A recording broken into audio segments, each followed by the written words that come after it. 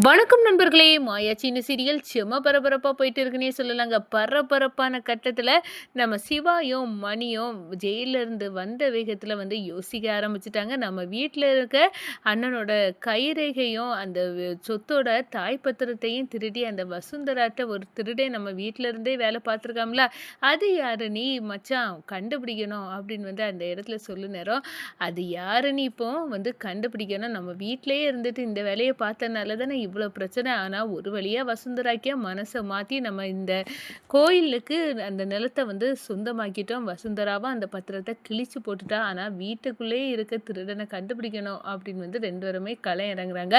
அப்பதான் நம்ம சிவாயோட பையனே, "அப்பா எனக்கு அது யாருன்னே தெரியும். என்ன சொல்ற?" அப்படின்னு கேட்க நேரம், "ஆமா அப்பா அது நம்ம அம்மா தான்.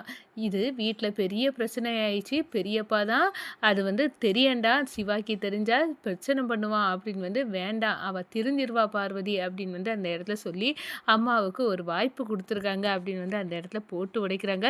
என்ன இந்த வேலைய செய்தது பார்வதியா? அப்படின்னு மணி ஆச்சரியத்தோட நிக்கிறாங்க. இப்பவே நான் அவள கழுத்த குத்தி வெளிய தள்ளுறேன் அப்படின்னு சிவ ருத்ர தாண்டவம் ஆட துடிக்கிறாங்கன்னு சொல்லலாம். அத பத்தி தான் இந்த வீடியோக்குள்ள பார்க்க போறோம். அதுக்கு முன்னாடி சேனலுக்கு லைக் அண்ட் சப்ஸ்கிரைப் பண்ணுங்க ஃப்ரெண்ட்ஸ். பக்கத்துல இருக்க பெல் ஐகானையும் கிளிக் பண்ணுங்க. அப்பதான் நான் போடுற ஒவ்வொரு வீடியோவா நோட்டிஃபிகேஷனா உங்களுக்கு கிடைக்கும். வாங்க ஃப்ரெண்ட்ஸ் வீடியோக்குள்ள போகலாம்.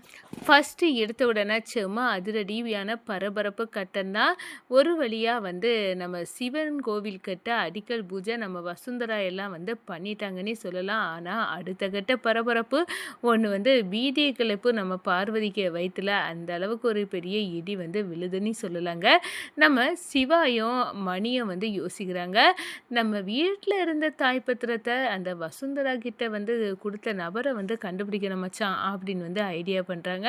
அது யாராக இருந்தாலும் விடக்கூடாது. அதே மாதிரி அண்ணனோட கைரேகை அவங்க உறங்க நேரத்தில் எடுக்கன்னா நம்ம வீட்டில் உள்ள நபராக தான் இருக்கும். அந்த நம்ம வீட்டில் நம்மள்கிட்ட ஏமாற்றிக்கிட்டு திரிய அந்த ஆளை முகமுடியை கிழிச்சு எரியணும் அப்படின்னு பேசிகிட்டு இருக்காங்க. இதை பார்த்ததும் நம்ம சிவாவோட பையன் இந்த காதில் வாங்குறாங்க. என்ன இப்போ நம்ம அம்மாவோட தோலை உரிக்கிறதுக்கு தான் இங்கே கங்கணம் கட்டிட்டு இருக்காங்க. ஆனால் அம்மா செய்த தப்பு நம்மளுக்கு தெரியும். நம்ம அப்பா கிட்ட இப்போமே நம்மளுக்கு அது யாருன்னே தெரியும்னு சொல்லுவோம் அப்படின்னு ஓடி போகிறாங்க. அப்பா நீங்கள் இப்போ மாமா கிட்ட பேசிட்டு இருந்ததை கேட்டேன். நம்ம வீட்டில் இருந்த அந்த பத்திரத்தை எடுத்துகிட்டு போகணுன்னு உங்களுக்கு தெரியணும்ல? அது எனக்கு தெரியும்ப்பா. சொல்லுடா, இவ்வளோ பெரிய விஷயத்த நீ தெரிஞ்சு வச்சுட்டு சும்மாவா இருந்த? நம்ம வீட்டில் எனக்கு மட்டும் இல்லை, நம்ம வீட்டில் இருக்க எல்லாத்துக்குமே தெரியும். அப்படியாப்பா அப்படின்னு அரண்டு போய் நிற்கிறாங்க நம்ம சிவாயும் மணியும். அதோட அது யார் அப்படின்னு கேட்குறேன்னா, அது வேற யாரும் இல்லை, நம்ம அம்மா தான். நீ என்ன சொல்கிற? நீ பொய் சொல்கிற, விளையாட்டுக்கு சொல்லாத அப்படின்னு கேட்குற நேரம், இல்லை நம்ம அம்மா தான் இந்த காரியத்தை பண்ணது. பெரியம்மா கண்டுபிடிச்சி வீட்டில் எல்லாத்துக்கும் தெரியப்படுத்திடுறாங்க. அதோட பெரியப்பா தான் இந்த விஷயம் சிவாக்கு தெரிஞ்சா கோவப்படுவான்.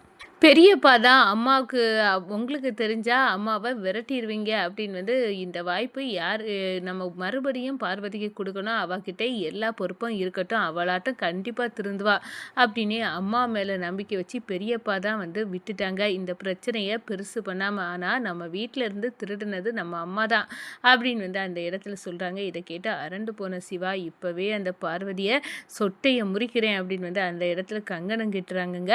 அதோட பார்த்தோன்னா நம்ம மணியா, ஆமாம் இந்த வேலையை பார்வதி செய்வானே நான் எதிர்பார்க்கறதில்ல. இவ்வளோ பிரச்சனைக்கு காரணம் அப்போ இவ தானா அப்படின்னு அந்த இடத்துல கொந்தளிச்சுக்கிட்டு நம்ம பார்வதி கிட்ட பிரச்சனை பண்ணுறாங்க. இந்த பார்வதி அந்த பத்திரத்தை வசுந்தராக்கி கொண்டு போய் கொடுத்தது நீ தானா அப்படின்னு கேட்க நேரம், இந்த விஷயத்த யாருக்கிட்டையும் மாமா சொல்லக்கூடாதுன்னு, முக்கியமாக உங்ககிட்ட சொல்லக்கூடாதுன்னு சொன்னாங்களே. அப்படி இருக்க நேரம் யார் போட்டு கொடுத்துருப்பா? ஒருவேளை மாயா இந்த வேலையை பார்த்துருப்பாளா?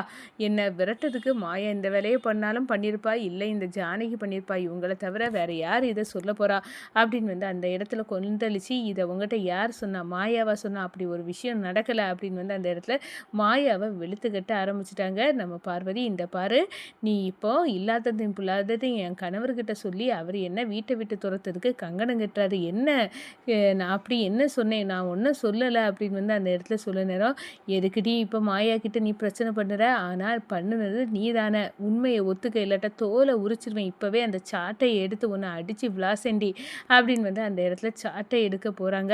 அப்பதான் இதுக்கு மேலயும் உண்மைய மறைக்காம வந்து சொல்லிருவான். அவருக்கு எல்லாம் தெரிஞ்சிருக்கு அப்படின்னு வந்து அந்த இடத்துல ஆமாங்க நான் தான் பணத்துக்கு ஆசைப்பட்டு நம்ம சீக்கிரமா வந்து ரைஸ் மில்ல கட்டிடலாம், வச்சிடலான்னு நான் தான் இந்த வேலைய செய்தது. என்ன மன்னிச்சிருங்க அப்படின்னு வந்து அந்த இடத்துல சொல்றாங்க. இது எல்லாத்துக்கும் தெரியும். ஆனா மாமா யார்கிட்டயும் வந்து உங்கட்ட தெரியப்படுத்தக்கூடாதுன்னு வந்து சொல்லியிருந்தாங்க. அப்படி இருக்க நேரம் யாருங்க சொன்னா அப்படின்னு வந்து கேட்க நேரம், அவங்க பையனே வந்து சொல்றார், "நான் தாம்மா சொன்னேன்.